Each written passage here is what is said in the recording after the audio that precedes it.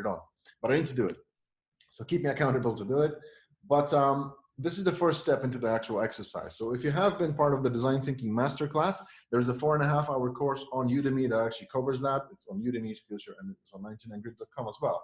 But the course, the core course is very theoretical. I mean, it's practical-ish, but the tools are not broken down like they are here. So that's why we've created an entire course to break down the first step of the design thinking process, and that's the first tool. Okay, there you go. I want to see the chat. Fantastic. I'll open the Photoshop. So the way that we break down the whole first step of the design thinking process. Let me see. Okay, I can do that. As you probably remember, it all starts with the business hypothesis mapping. So this is where we actually map out all the business elements of the process. And oh, that's easy. That's really ugly, but oh, come on, I need to do it better. So the business hypothesis map, and that's all about mapping out the perspective of the business. Let's do it. That's nicer-ish. It's not immensely nicer, but I think it's a little bit nicer. So we'll just do it there. And there are a few things that we need to find out within this specific step of the process. So right here, and those are the design vision. So what is the long-term motivation of the business leaders? Design vision. So do we want to be the Apple of, or do we want to be, you know, the Samsung of, or do we want to be the Harley-Davidson, et cetera, of? So what is the long-term motivation, the long tail of our actually, you know, what we want to achieve as a business long-term? And that's a design vision. That's something that is very rarely covered with any course, but it's very crucial for us to understand, to actually have that long-term view of where we're actually heading. So that's design vision. The second one, once we have this design vision, it's pretty, you know, it's usually pretty up in the clouds. So therefore we need some business goals. Business goals. And there's a whole list of those, so we kind of list out all of those. And I don't want to get into, you know, the details of those, but we break those down to bring the vision from the clouds to the concrete and say, okay, if you want that vision, if you want to be the Apple of within the next 10 years, what do you need to do? What kind of business goals do we need to achieve to actually get there? So that's that. So that's the business goals. And then once we have the business goals, there's stakeholder mapping. So once we have what we want to achieve as an outcome, there are some stakeholders that have the biggest impact. Stakeholders. And then once we have the stakeholders, we need to change the vaguely described stakeholders into an archetype. And last but not least, it's the business hypothesis map.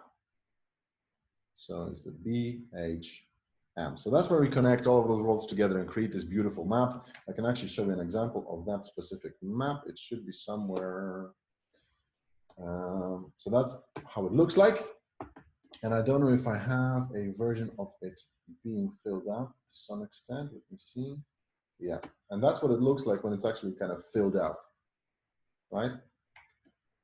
So as you can see, there are some activities at the bottom. There are some, that's the key business goal. There's a stakeholder archetype, and we just map out the experience for those specific people. But before we get into that, I wanted to cover one other tool today, and that would be, by your standards, that would be design vision. So there's a specific tool that we've designed for that specific element, and that's this one.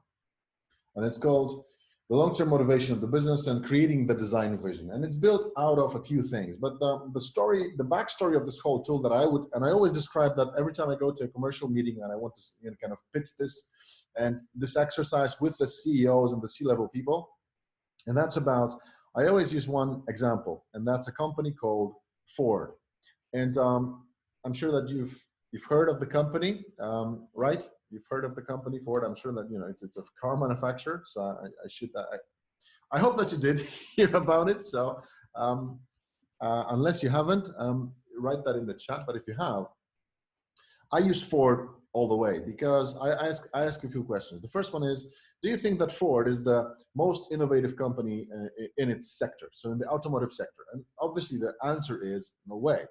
Because it's just, you know, when we think innovation, you know, probably like Tesla is there, or maybe, I don't know, Mercedes-Benz because of the Formula One, etc. And Ford is definitely not on the list. But it all boils down to the time frame.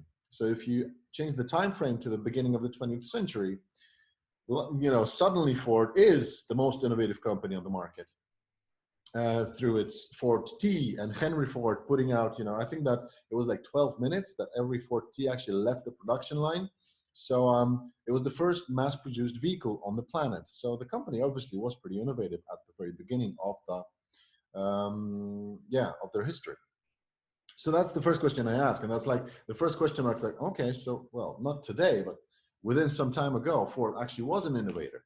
And then I ask another question. It's like, do you think that Ford is kind of connected or associated with glamour, movie stars, freedom, rebels? And obviously, if you're driving a Ford Mondeo today or a Ford Focus, you don't really feel like a rebel, do you? But in the 60s and the 70s, when you were actually driven a Ford Mustang that was, straight from the factory, and it was convertible, you had no roof on top, it was a pretty awesome car. And all I'm trying to get at here is that the vision of the company is one thing, and it needs to last for a longer extended period of time to actually become embedded within the heads of an association of the people. And it takes time, and it can change over time. So from the innovative to being rebels. And yeah, another thing would be, do you consider Ford being one of the most racy or kind of racetrack related brands on the planet? Well, not really, but again, if you go to 70s and their Ford GT lineup, that's another thing. They've won Le Mans with Henry Ford III several times. And there was this whole thing in the 70s, I think, or 60s, where Henry Ford III got involved very heavily to actually win Le Mans. And so it all depends. But what actually changes the outcome of that vision, first of all, you need to have it, you need to define it, but then it all boils down to what you're trying to achieve, what the outcome is on the basis of that vision, and services and products you provide. So they need to be consistent with your vision. And this tool is really helpful when it comes to breaking these things down. And it's all around associations. So when I go through the vision for 99 Grit Academy, and I can use the example now, it's something I use very heavily to actually, because our tagline is, turning dreams into careers. And that can mean a lot of different things for a lot of different people. So these kind of tools, when you sit down with a board of directors, with the C-level staff at any company, and you go through these, you finally start to understand what they actually mean by their main slogan, but their main vision statement, but their main mission statement within the company. Because when you get the company values, it's all about sustainability and fucking, diversity and integrity, and it's all great values. It's just, I don't know what you mean by those, So this tool breaks these things down with different associations and helps us out when it comes to that. So let's just break it down and try to do it. So I'll go to our favorite Mural app, and I think I have it somewhere there. So I'll just sign in, and let's keep it as practical as possible, even though it's very let me see if I have this one. And I'll just show you the example of what I filled out. So this is a filled out canvas already. And it all starts, it's like 7 different steps. So the first one, I'll just break it down when it's empty. There you go. Kaboom, images, design vision. There you go. So it all starts with the first step, and that's images. And when I'm doing it, just looking at the comment by Kuba, I guess it's hard to be innovative all the time. Think Apple. Yeah, it was with the first iPhone, but then they slowed down a lot compared to their competition. And totally, I think that innovation is a mindset, and I think that with Apple, it's not only about innovation; it's also about the perfectionism, that the product needs to have something more, evolution, exactly. But I think that after Jobs died, Apple kind of lost track of their true identity a little bit, because that was I saw it. It was like 2013, Jobs passed away, and it was like, I think 2014, and you could see already, iPhone 5C, and iPhone 5S, and iPhone 5SE, and the lineup of products really started to to build very heavily and very fast. And I remember when Jobs came back to Apple. Well, I don't remember that, I read about it, but when he came back to Apple, you know, they had like 150, 200 products. Actually, Don Norman was it Don Norman?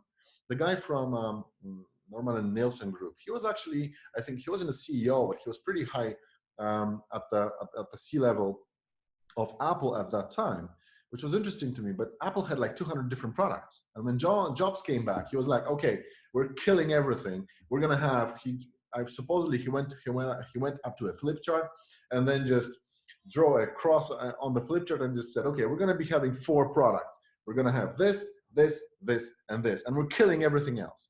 And that was a great, you know, great focused decision long term to actually focus on the evolution of those 4 kind of streams at Apple. And hello, Jonas. Great to see you, man. Happy and really happy that you joined. We're kind of covering some of the, yeah. No way. I think that Jobs would never allow to have 5 different types of iPhone, you know, and that's where the company really started to shift into something being more as Samsung or Huawei. I'm sure that there was a, you know, kind of an informed decision around it, but yeah. But going back to the tool itself, when it comes to, if I would sit down with Jobs, they had these think different kind of a phrase or tagline, or, you know, kind of some that summarizes what Apple stood for. And I would use this specific tool to actually, okay, but Steve, what do you actually mean think different? And I would go through each one of those elements, and there's like 6 of them, and they're all built around associations with that specific vision. So when Jobs would say think different, I would tell him, okay, Steve, let me know what kind of images relate to what you just said. So when you say think different, what do you actually mean? And let's use some images to associate with that. And the way that I usually do it is, if I'm on a workshop physically with some people, I take some magazines with me, you know, like 5, 10 different magazines, give some scissors, or even without scissors. And I just ask them, flip through the magazine within 3 minutes and try to find images that correlate with your vision. If I'm not doing it on a workshop and I give them the exercise kind of online, but I usually do it on a workshop. But if I don't, and I just use a tool or a service provider, and that would be, guys, I don't know if you've ever used it, but it's called Unsplash. Unsplash, there you go. And it's a cool service provider. If you haven't used it, definitely use it. And you just type in any photograph. They are all royalty free, so you can use them on your commercial projects. They're pretty okay when it comes to quality, and they're free to use. So I would do maybe, I don't know, you know, innovation. And let's see what we have there.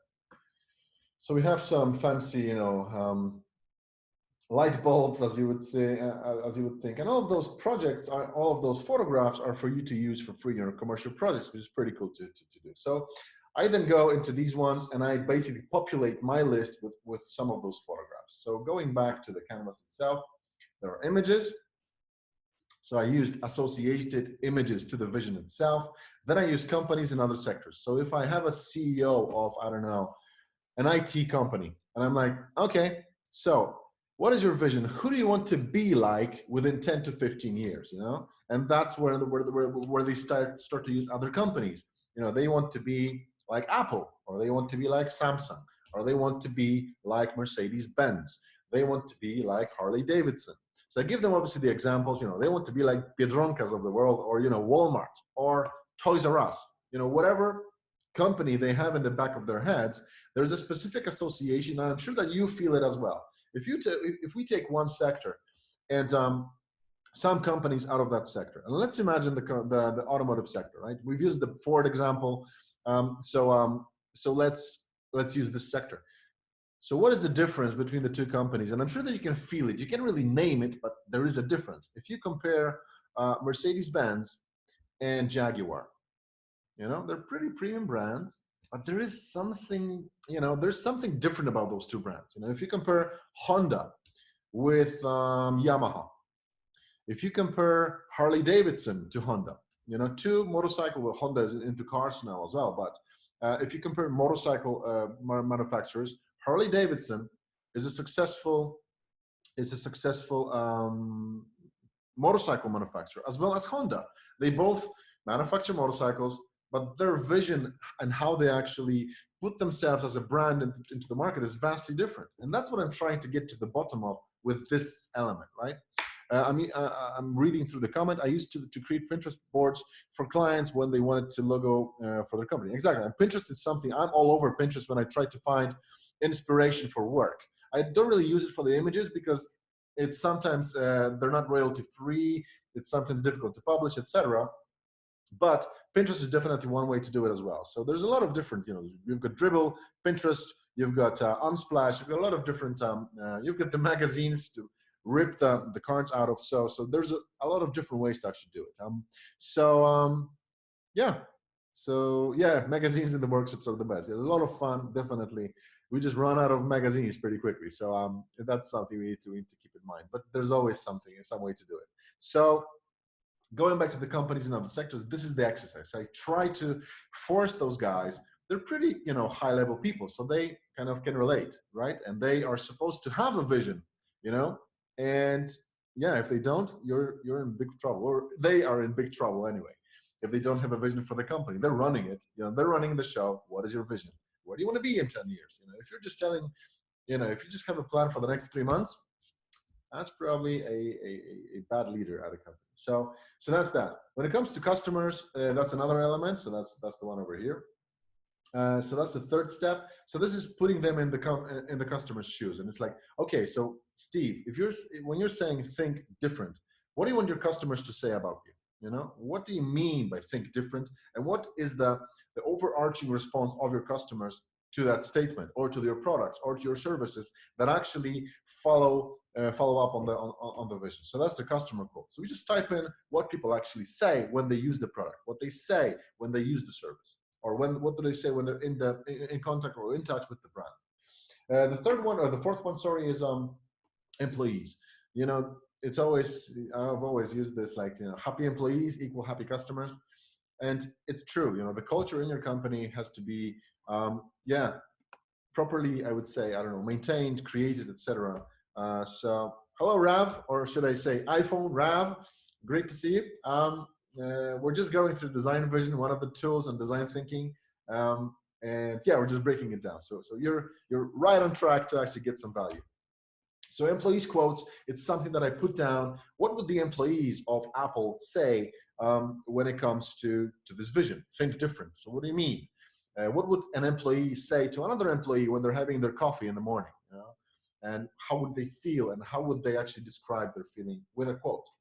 And then it really goes crazy, and that's the wildlife element. So what kind of an animal or a plant or a fruit kind of associates with your vision, with the think different? Obviously for Steve, that would be apple, because apple is the fruit of creation. That's one thing. The other thing with apple for Steve was Newton, right? So Newton was sitting underneath the tree, and the apple fell, and he was, he got into the gravity and all of the elements related to the physics around us, and started to define the Newton laws.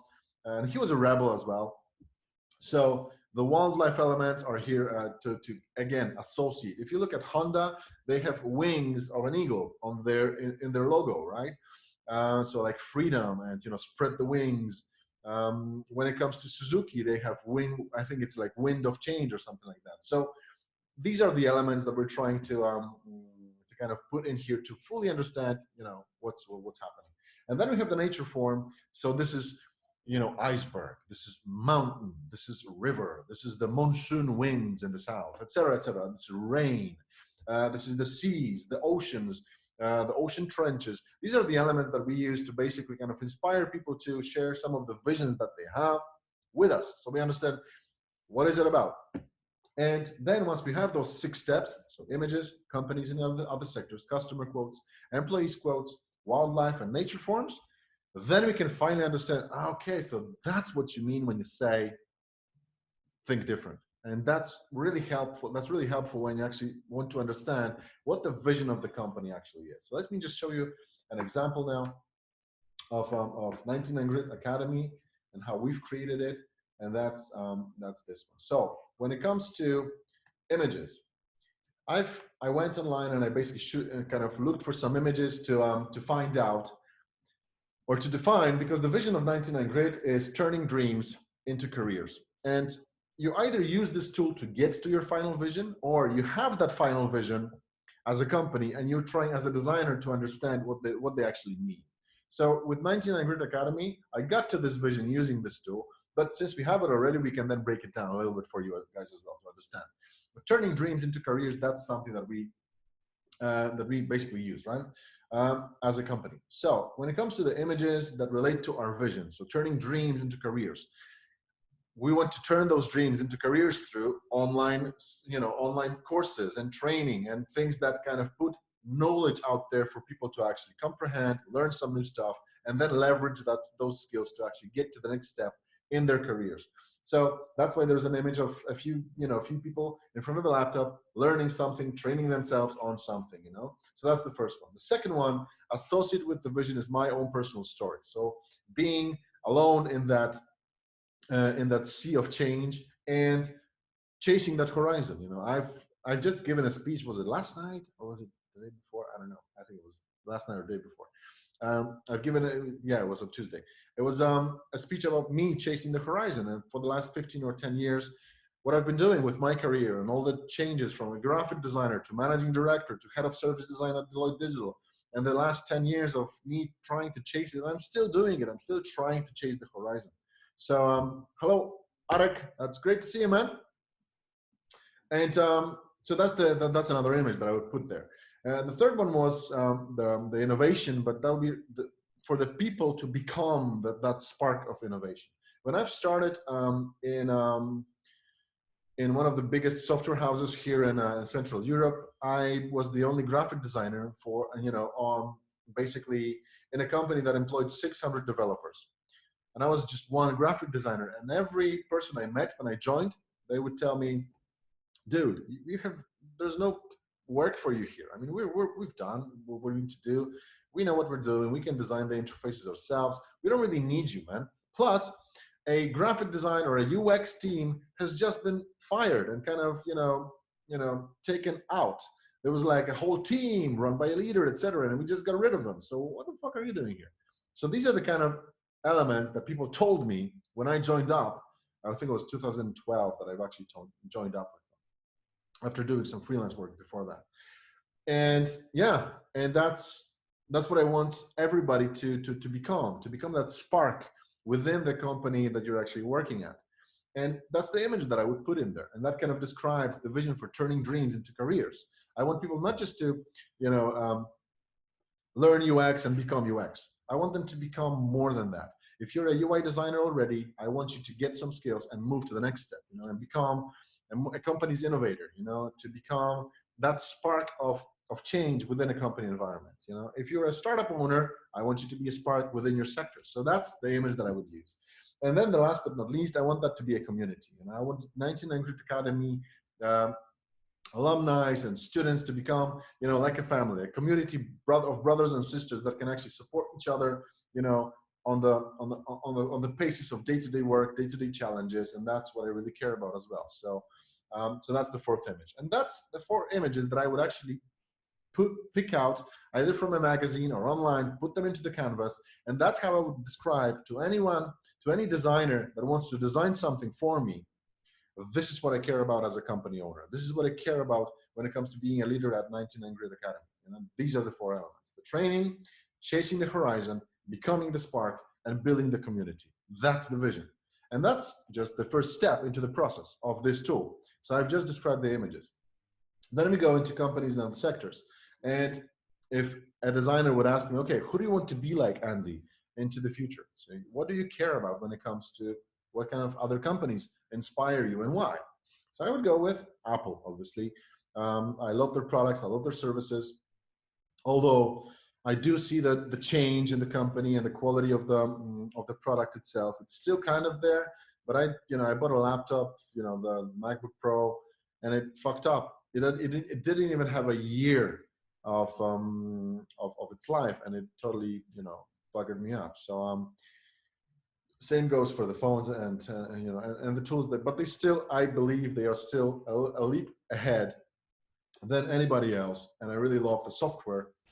So I really want to be there, you know, and I just really get used to it. So that's why Apple, when it comes to the attention to detail, when it comes to the quality of the product, when it comes to the quality of the service, putting the customer first in the center of the process, etc. That's why I care about Apple, right?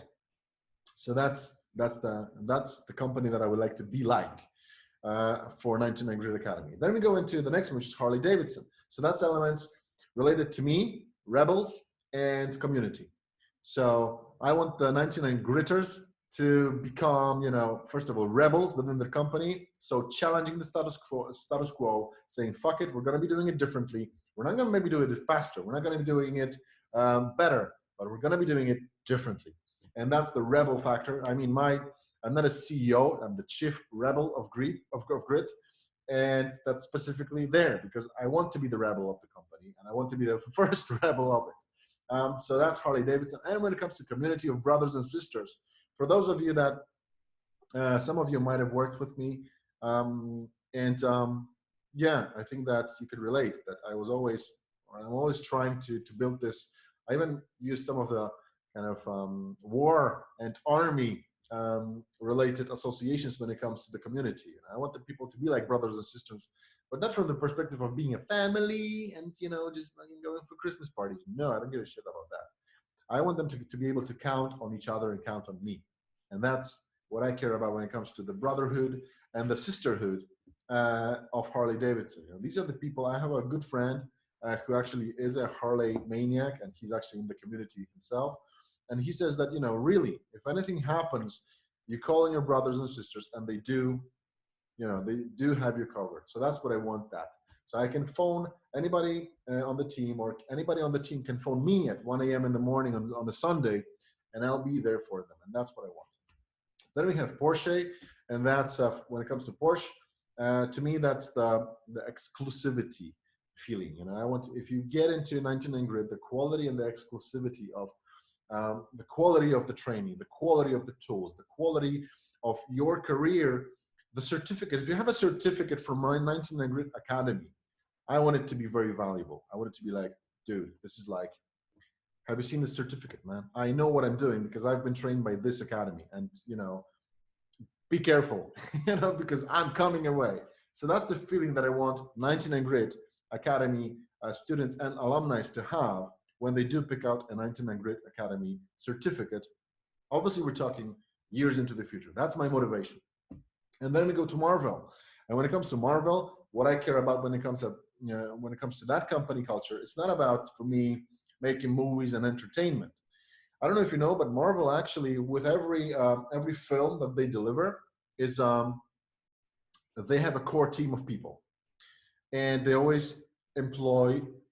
They have a conscious choice about it. There's a core team and external people to actually keep the consistent vibe of the film, of the IP, of the intellectual property. But they always invite somebody else, like a new director. That's the best director for horror movies. That's the best director for, romance or comedy.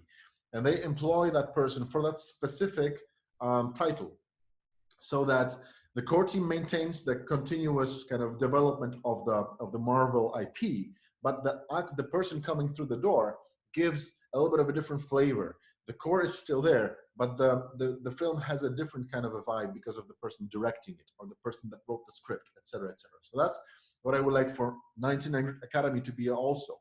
So there is a core that we keep intact. It's always there, and it always will be there. You know, elements related to, you know, I hate gray areas, and we're not going to get into gray areas.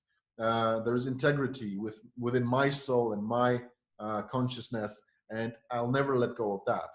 And, you know, the element related to this integrity, it doesn't matter, you know, if when it comes to wealth, you know, there are things that you just don't do. And I think that that's what the core element of 99 Academy is all about. And that's what I want it to be about. And that's where I would use Marvel to describe that. Core team, core values, and then being open to other people coming in with their perspective, with their looking at it, with their different approach to this whole thing. So that's the second. Yes, I would go Apple, Harley-Davidson, Porsche, and Marvel with these four companies for 99 Academy. And then we go to customer quotes. So we break down, each one of those elements, I give like maybe 3 to 5 minutes to the CEOs and the C-level people around the table in the workshop. And I just ask them, okay, do it individually first for like maybe 2 or 3 minutes, and then stand up, go to the flip chart and glue this on, and then we'll have a discussion. So that's how I do it. Each one of those is individually first, and then we have a discussion. And I allow, or I force the CEO to be the last one.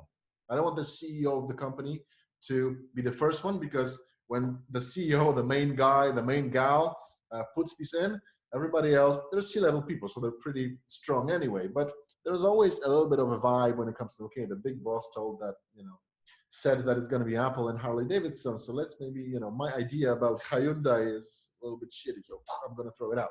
So I want to force the people that are not the main guys there to start, and then the CEO, the main person, actually comes to the wall and then presents their perspective, just to sum it all up.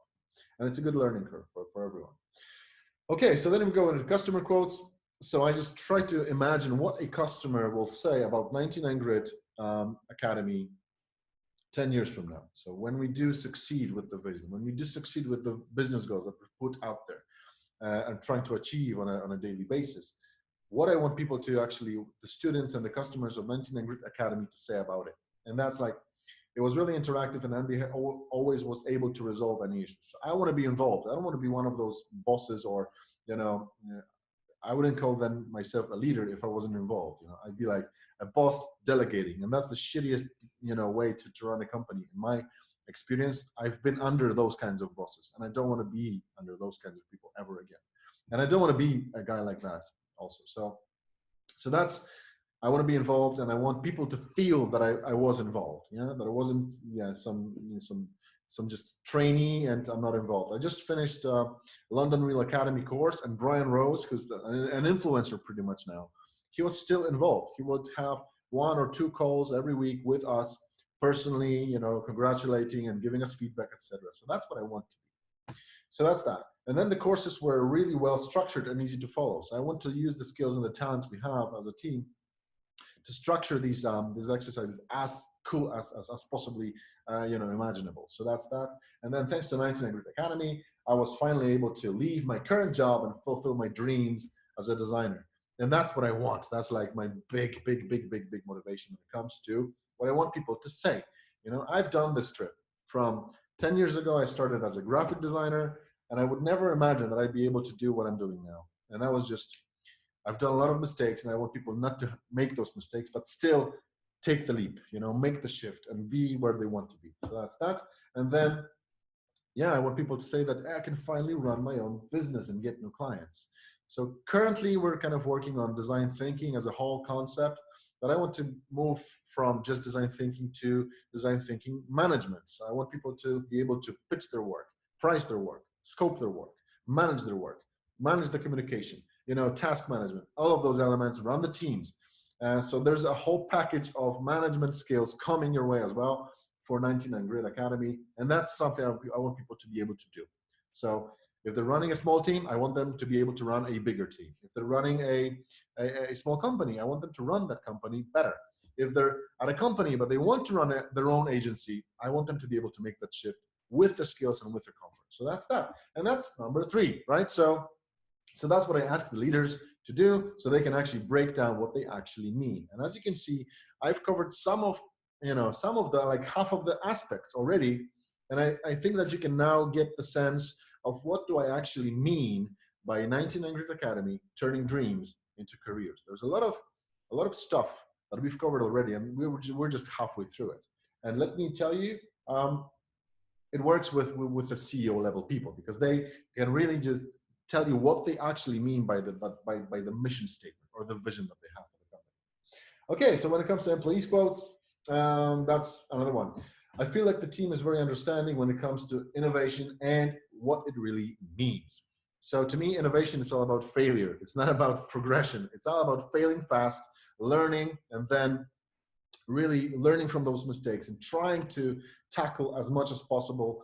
And it costs a lot of effort, money, resources, and you need to be aware of that. If you want to be innovative, it costs, before you actually get any revenue back, you need to invest a lot of effort, resources, and time to actually be innovative. And I don't know about you guys, but every time I work with a big entity and they want to be innovative, I'm like, there's an alarm bell that kind of sounds every time. It's like, yeah, we want innovation. I'm like, oh, fuck. Okay, they want innovation. So they need to understand my definition of innovation, and then usually we move over to something else, because that's what I believe in. It just takes a lot of investment. If you want to be innovative, the project that you're inviting me to, dear Mr. or Mrs. CEO, it might fail. Are you okay with that? And when they say, no, it needs to succeed, I'm like, okay, so it's not innovation. We're going to be doing something else. But if you want innovation and you are willing to fail with me within this project, and we will learn a shitload, let's do it. And that's what I want the team to feel like at 99 Grid, that we do understand what it is, that if we want to be innovative, we fully understand what it actually kind of conveys. That's that. The next one is I can really spread my wings here, and I feel like there's so much I can learn every day, and that's obviously development, getting to the to the next step. And I want people to become leaders, run their own teams, so we can actually push this ship into the right direction, to the right horizon. And I want to be, again, going back to the community, I want to be kind of brothers and sisters that have a common vision. And we just want to, I want to put a dent into this design universe, and that's the thing. Yeah, innovation as a last resort. Yeah, that's true. That's true. Yeah, that's a good saying. And then going back to, I feel like we're a band of brothers and sisters. I've covered that already, and I feel like it paid great, and I feel like the company supports my work-life balance. Yeah, if one of my biggest idols is Dan Pena, and he doesn't believe in work-life balance, and I kind of don't either, because I think that if you do find what you really enjoy doing, you don't feel like you're at work anymore. And but yeah, there is a balance always. It's like, how much time do you spend with your family? How much time do you spend with at work? And to me, I more kind of there's more relevance with what Gary Vaynerchuk says, that it's more about the happiness, not the outcome financially. And I totally agree. It's like, he has friends that, he calls that crying in my Bentley. It's like they've got $100 million and they're miserable as fuck. And he has friends who earn like 50 grand a year or 80 grand a year, and they're the happiest people on the planet. And whatever works for you, that's what I want people to feel. I want them to be happy at work and happy with their life in general. And yeah, that's what I want. So that's the kind of quotes that I would anticipate people to actually have during their morning coffees, and have that internal feeling of what it's all about. And then we go into wildlife, and that's the crazy factor. But I was amazed that a lot of CEOs and C-level, they have no problem with it. They're like, yeah, fuck, let's do it. And they come up with some pretty cool examples. So for 19 Academy, I would use like a wildcat for the agility and the independence. I love independent animals. I mean, I love dogs and cats, but when it comes to choosing between those, I had dogs and cats throughout my whole life because of my parents. It was like at least 2 dogs and 3 cats every time.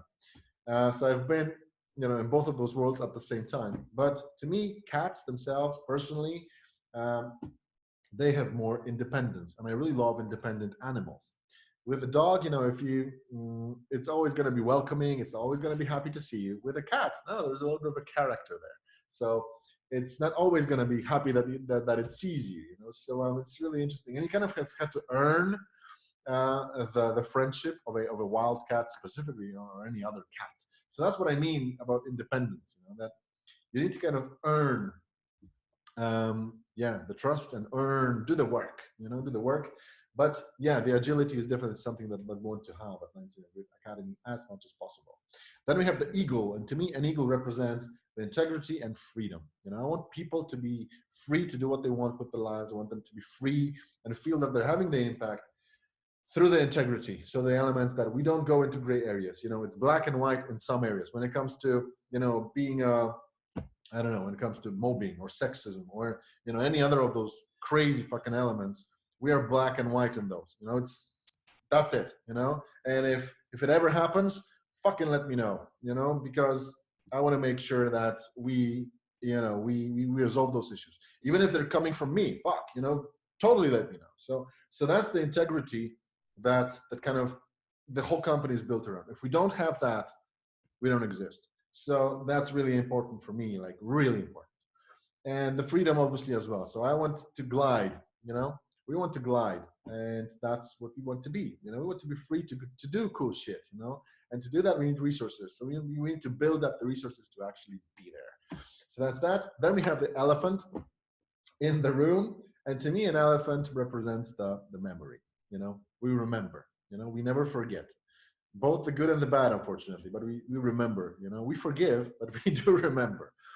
And that's what I want 1900 Academy to be, that there's a certain legacy, that there's a certain element when it comes to the history that we were sharing, to the elements that, that actually work, and we remember those things, the successes and the failures from the past, and we've learned from them, but we do remember them. And then the last one is Sequoia. So that's like legacy and history. There's a huge tree. It's seen a lot, and there's a lot of legacy associated with it. So I want to leave something behind, for the kids themselves, for the students and the coming generations.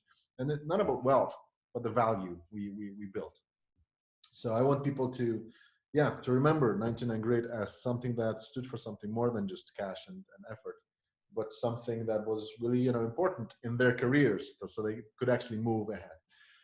And that's kind of like wildlife. So as you can see, I'm talking about totally different things now because I'm using the wildlife elements now, and that's it. And then we go to nature forms, and that's an iceberg, the river, ocean trench, and the stormy sea. So when it comes to iceberg, as you can see, or as you can imagine an iceberg, there's only a tip of the iceberg actually standing above the water, and the entire thing is actually underneath. That's the heaviness factor.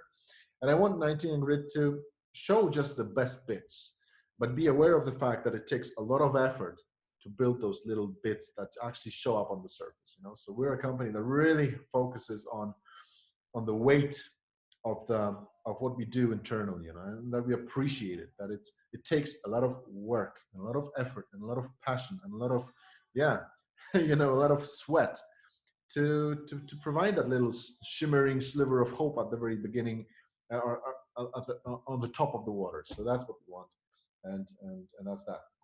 When it comes to the river, we want to be, kind of flowing through the we want to create our own path. Really, that's what I mean. So the river is free. It's right now, if you look at a river, it's kind of settling. It's always flowing. We want to be in the state of flow when we work. But I think that the main thing for a river to me is that it erodes and it creates its own path. We don't want to follow another river's path. We're going to create our own path. And that's where river comes in. Ocean trench, that kind of is the very deep and very pressured place. So I want to, I would use the ocean trench to actually describe the depth of research, or the depth of understanding we do to actually create anything. And then the stormy sea is something that that I would associate with weathering the storm. There are ups and downs in every company. There's ups and downs in every life, and we just need to weather the fucking storm and help each other with the community that I already talked about, but be able to actually weather the storm.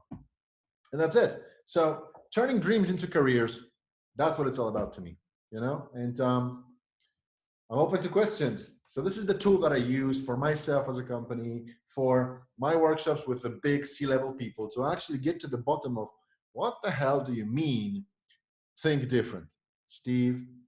And then Steve would tell me, he would show me the images. He would name companies in other sectors, and he would give me some kind of customer quotes, and then some employees quotes, and then some wildlife and nature forms. And I'm sure that I would have a very good conversation with Steve Jobs about this. So that's the tool, guys, and I hope that it's kind of interesting.